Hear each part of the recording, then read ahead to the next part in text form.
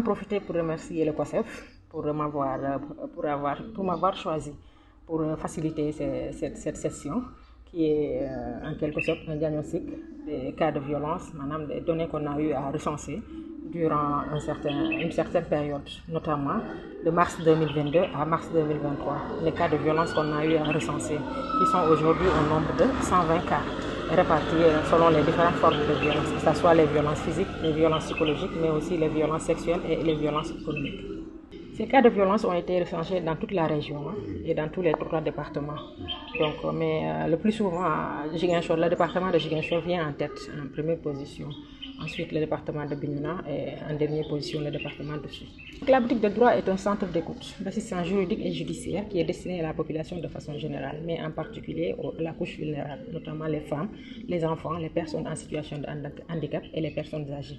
Donc, notre rôle, c'est de conseiller, d'accompagner les populations, surtout quand elles sont victimes de violences, dans ce qui concerne la prise en charge, surtout la prise en charge judiciaire, dont nous sommes les premiers, ce qui est notre domaine de prédilection, parce que nous sommes juristes de formation, donc nous les accompagnons dans le cadre de la prise en charge judiciaire. Et nous essayons en quelque sorte de les conseiller, de leur dire ce que la loi leur permet, mais aussi de les prévenir ce que la loi interdit de faire. Et aussi, on ne les laisse pas après les conseils, on essaie aussi de les accompagner. S'ils ont des difficultés pour rédiger les plaintes, on les assiste. S'ils n'ont pas les moyens pour prendre un avocat, on met à leur disposition gratuitement un avocat ou un huissier qui puisse prendre en charge leur dossier. Cette boutique est mise en place par l'Association des juristes sénégalaises depuis 2015, en collaboration avec ce qu'on appelait à l'époque l'ANCS, Alliance nationale de lutte contre le sida, mais qui est aujourd'hui devenue l'Alliance nationale de lutte contre l'Alliance nationale des communautés pour la santé. Donc c'est ensemble qu'on a essayé de voir, parce que vous savez bien que la région de Ziguinchor est frontalière à la Gambie et à la Guinée. Donc, vu l'afflux des personnes et le mouvement qui existe, le taux de prévalence au VIH est très élevé dans la région de Ziguinchor.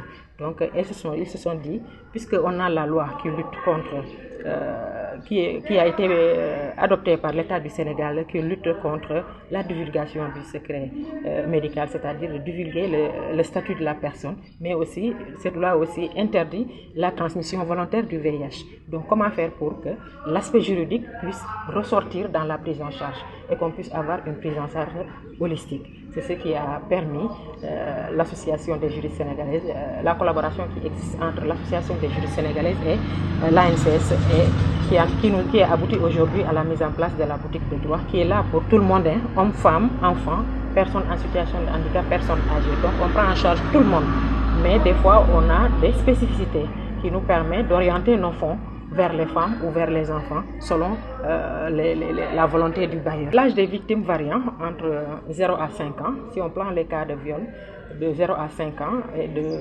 11 à 20 ans, de 21 ans à 35 ans. Mais des fois même on peut aller jusqu'à avoir des cas des personnes qui sont âgées de 60 à 70 ans.